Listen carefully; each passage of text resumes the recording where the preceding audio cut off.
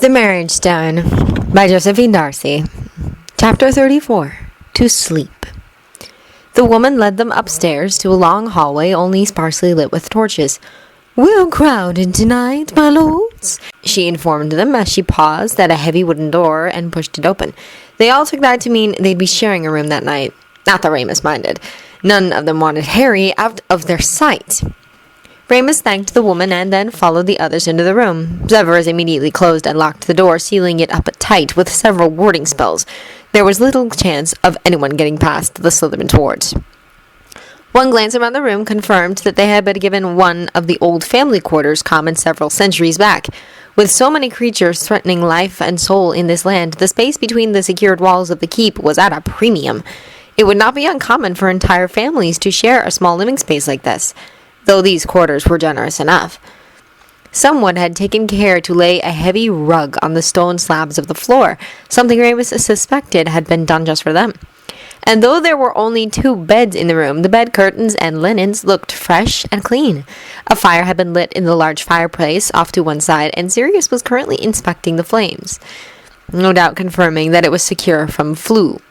While Severus moved to check the beds themselves and the walls behind them, Remus investigated the small bathroom off to one side, making certain there were no hidden surprises. The 3 of them, Sirius, Severus, and Remus, worked surprisingly well together, each of them just paranoid enough to trust the other to secure the room. Harry merely stood in the center of the room watching them in bemusement before he finally just sighed and moved toward the fire. When Remus emerged from the bathroom, he saw the young man sink down onto the carpet in front of the flames and stare into it, lost in thought. They took turns in the bathroom, preparing for the night, Sirius finally urging Harry to change into the pajamas he'd transfigured for him and taking his turn washing up. Once he had disappeared into the bathroom, the 3 men found themselves staring at each other uncertainly. "It's been very quiet this evening," Remus remarked when it became clear to him that the other 2 men were not going to speak what was on their minds. No doubt they were both worried about Harry's state of mind. They were also likely brooding over the fact that there were only 2 beds. "He's been through a lot," Sirius conceded. They had heard the full story now of the fight the night before. 8 more deaths," Severus murmured. Neither Remus nor Sirius commented on that, both knowing that Harry already blamed himself for too much as it was. "I don't like this plan," Sirius sighed then. "Taking Harry into that." He waved his hand vaguely, and they both understood he meant the coming battle. "He's not going to be dissuaded," Remus replied, remembering the look in Harry's eyes that afternoon when he'd asked for their help.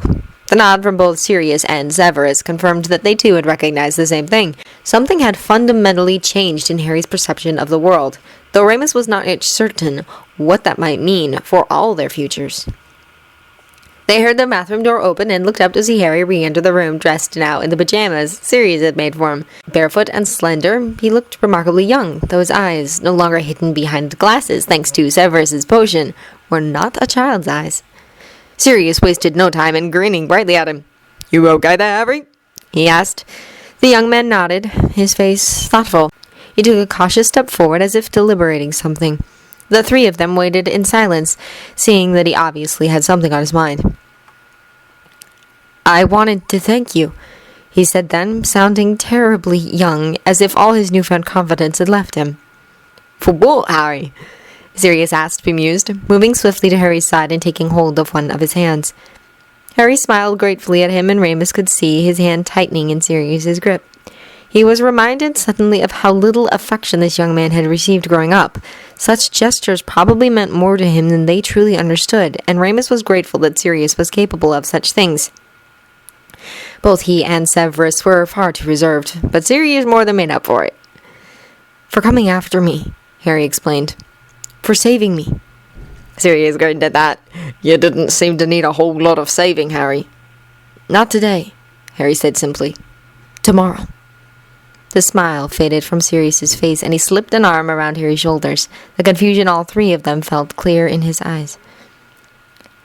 "I can't control a Patronus and levitate that stone at the same time," Harry explained. "And because of that, those men out there were going to call a massacre a victory. I'm not sure I could go through that again." Remus found himself swallowing painfully around the lump in his throat, understanding now that Harry was talking about not just the battle tomorrow, but of the night he'd taken the Eye of Odin from Voldemort's hands. He had saved Hogwarts that day, had likely saved the Wizarding World that day. But that single act had killed not only Death Eaters, but Aurors alike. The Wizarding World had counted it a great victory! But all Harry had been able to think about were the men and women who had died. Before the three of them had arrived today, Harry had already made the decision to seal up the Well of Despair. He had done it knowing that it meant men were going to fall in the battle to the Dementors. They had no defense against them, and Harry would be too occupied with the stone to save them. Sirius hugged Harry tightly to him. "You're not alone, Harry," he assured him. "Put those thoughts behind you. We're going to win tomorrow. It's going to be all right."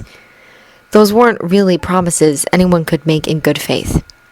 But Remus, and apparently Severus too, for he said nothing against them, understood that Harry needed to hear them nonetheless.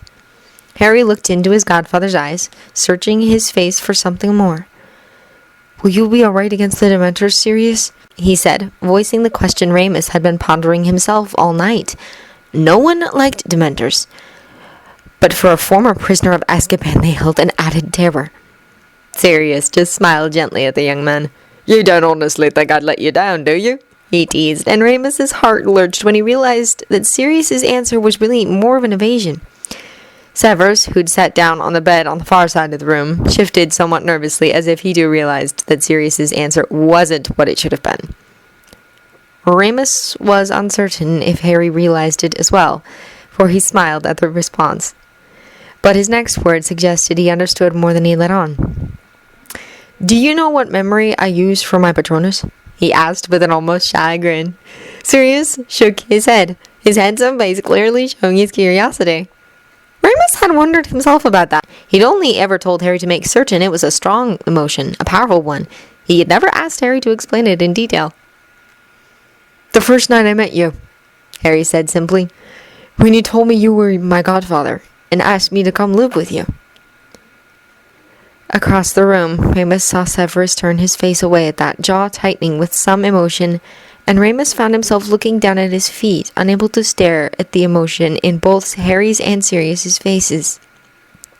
He felt so conflicted, happy that Harry had such a memory, that he could share such a thing with Sirius, who he knew would cling to that admission with joy, and guilty that this boy had possessed so little love in his life that he could produce a Patronus, unlike any he'd ever seen before, simply because a man he'd known less than an hour had offered him a place to stay.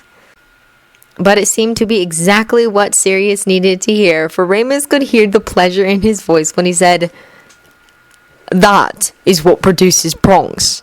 The royal white stag." Again, that turn of phrase, and Remus frowned, thinking that perhaps it had resonated with Sirius as well. He glanced up to see the two of them smiling at each other, laughter in their eyes. "You going to tell me what your Patronus is?" Harry asked him. But Sirius just smirked at him. "Think about it long enough, and I think you'll figure it out." And that, finally, was confirmation that Sirius could throw the spell. He might not have said it outright, but if he was capable of teasing Harry about what form it might take, it meant he himself knew he possessed a Patronus and that it took corporal form. Remus felt something easing inside him at the admission. If Harry did figure it out, he gave no indication. He just grinned and hugged Sirius impulsively. "Good night, Sirius," he smiled, then glanced toward Remus. "Good night, Remus." Then he moved swiftly across the room and climbed into the bed Severus was sitting upon, seemingly deciding right then and there for the four of them what their sleeping arrangements would consist of for the night. That he had no trouble at all climbing into the bed Severus had apparently claimed for his own was not really surprising, since he shared a bed with the man back at Hogwarts. Sirius surprisingly just sighed and shrugged at Severus before turning toward the other bed. Remus took that as his own cue to climb in to sleep. They left the fire and the candles lit, none of them wanting total darkness in a strange environment. And the room was cold enough as it was. Remus drew the curtains around the bed once Sirius had joined him and threw both a warming charm and a sound muffling charm on them while Sirius began yanking off his boots. He didn't want to use a full silencing charm since it would block out sounds from the room as well, and he wanted to be able to hear if someone entered. He began removing his own boots, doing his best to ignore the man beside him. Neither they nor Severus had changed into sleeping clothes like Harry had, knowing that it was possible they could be awakened at a moment's notice to fight or defend themselves from an attack. But they had stripped out of their outer leathers. Boots off, Remus stripped down to the linen undershirt he wore, too self-conscious of the scars on his body to remove anything more. He and Sirius had shared a bed before on missions, but he could not help but feel that things were subtly changing between them. And despite his best efforts not to look, he found his eyes drawn to the bare expanse of skin as Sirius stripped off his own shirt unselfconsciously, tossing it to the foot of the bed.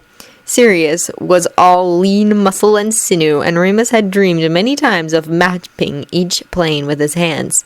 He eyed briefly the air tattoo on Sirius's shoulder blade, the mark of the firstborn of a pure-blood house.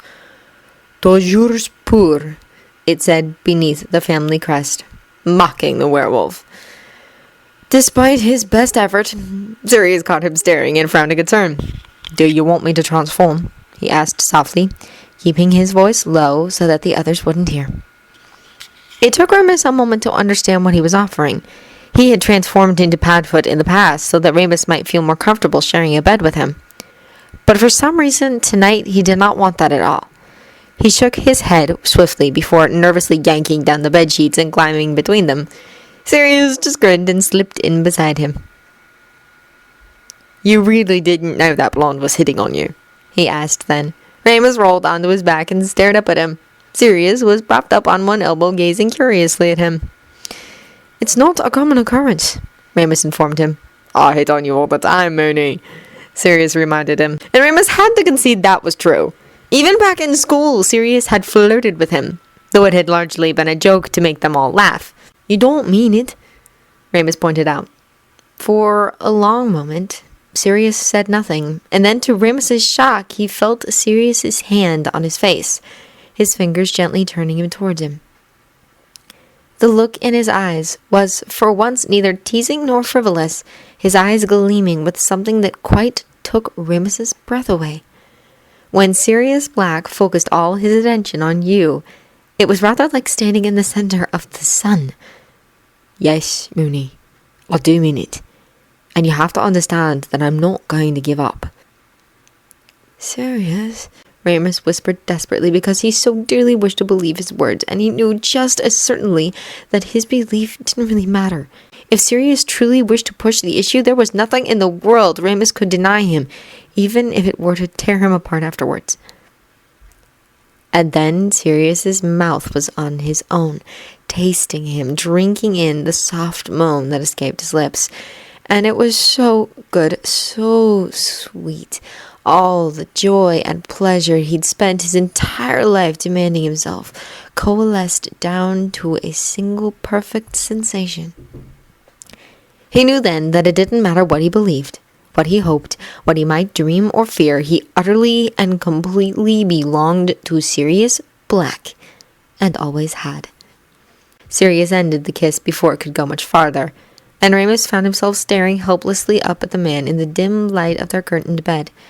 His heart was pounding, and he felt utterly out of control. Sirius, it seemed, was searching for something in his face, his intent gaze relentless as he probed his eyes. Whatever he saw made him smile gently, though for the life of him Remus could not interpret the look. "You'll see, Mooney," he whispered softly as he settled down beside him. "You'll see." Remus was shaking now, trembling with raw emotion he didn't know how to handle. It wasn't the wolf this time, but the man who was completely out of his depth. It shamed him feeling like this, so desperate and frightened and needy, like a teenage girl receiving her first kiss. But it was his first kiss. Still, it seemed like a grown man should be able to handle such things with more finesse, more control. And then Sirius pulled him into his arms, spooning up against him so that he felt the long, reassuring line of his body pressed firmly against his own. And, gods, was it supposed to feel that good? He was going to fly apart if his heart did not stop pounding. Sirius splayed a hand against his chest, holding him still, holding him safe, and the warm tickle of his breath touched Remus's ear as he whispered softly to him, making him shiver. "It's all right, Mooney," he soothed. "I promise. Everything is all right. Just sleep, Stop thinking and sleep. Remus didn't truly understand what it was he was saying, but it didn't ultimately matter. Stop thinking.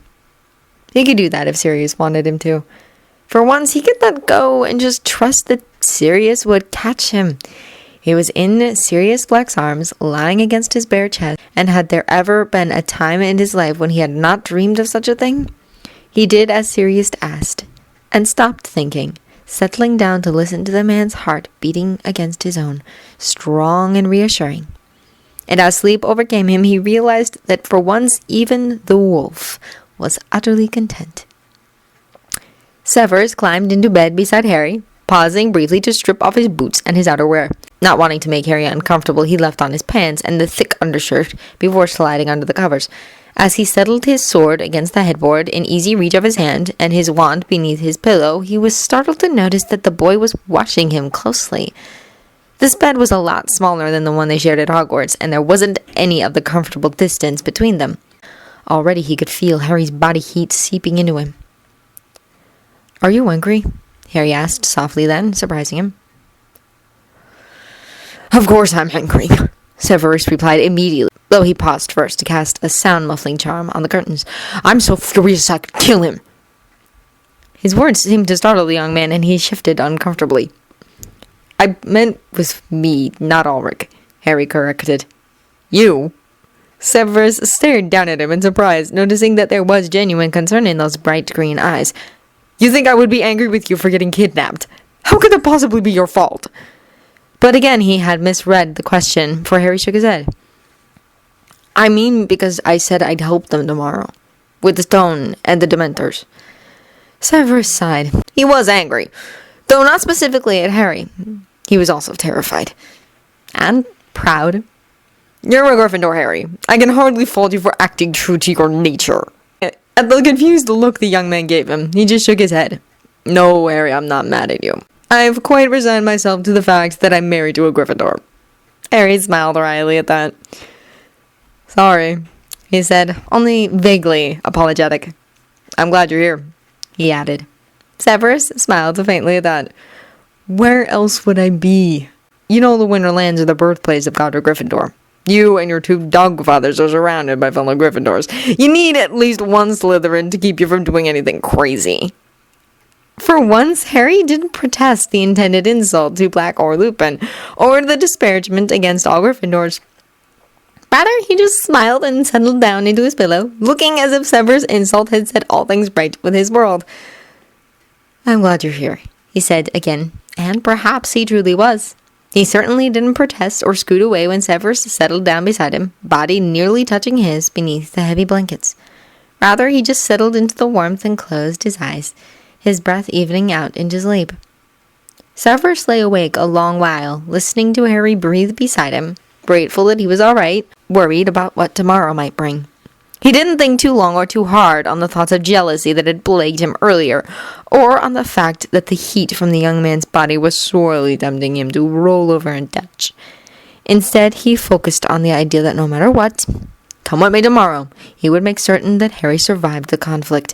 As soon as humanly possible, Harry would be back safe behind the walls of Hogwarts, and he would not let him out of his sight again. He slept eventually, only to be awakened a few hours later by the sounds of distress coming from Harry. As he shook off the fog of sleep, he realized instantly that Harry had not taken any potion against his nightmares, and for the first time in a few months, had new images to lend them power. Understanding how those images might affect the boy, Severus didn't hesitate to roll over and pull Harry into his arms. Sometime during the night, the boy had rolled over on his side, his back to Severus. Severus swooned up behind him, shaking him lightly to wake him from his dreams. "It's all right, Harry," he whispered directly into the boy's ear. He slid his palm against Harry's chest, feeling his pounding heart beating against his breastbone. "You're safe. It's all right." The boy was shaking, trembling in reaction. Severus shook him again, trying to jostle him awake. Suddenly a hand closed over his wrist, and Harry's entire body went utterly stiff in his arms, letting Severus know that he was indeed awake. Severus held his breath, not certain now what to do. Would the boy wrench himself away, ripping his hands from his body, yell at him for daring to touch him? "Severus?" He heard a soft whisper, and he frowned, hearing so much fear and trepidation in that voice. Harry's hand tightened around his wrist. "It's just a nightmare, Harry," Severus said softly, his own heart pounding as he waited for the inevitable reaction. And then, to his amazement, Harry sighed, his entire body going limp as if in relief, his grip relaxing around Severus's wrist. Far from releasing him, though, Harry merely scooted back, settling more completely into Severus's embrace, and then seemed to fall back to sleep. The transition was so quick that Severus was no longer even certain if the boy had woken completely or not. Regardless, Severus now had a bit of a dilemma. The boy was clutching his hand now, practically curled up around it, making it quite impossible for Severus to move away. He had, in his haste to wake the boy, pressed himself against the length of his backside, and the firm heat was doing things to his body that became harder and harder to ignore. He had never been a particularly promiscuous man, but he had been sharing a bed with a tempting young man for months now, without once touching him or anyone else, and the effort to keep his distance, to keep his hands to himself, was quickly becoming bothersome. Resigning himself to a rather uncomfortable night, Severus just sighed and consoled himself with the fact that Sirius Black was probably suffering equally.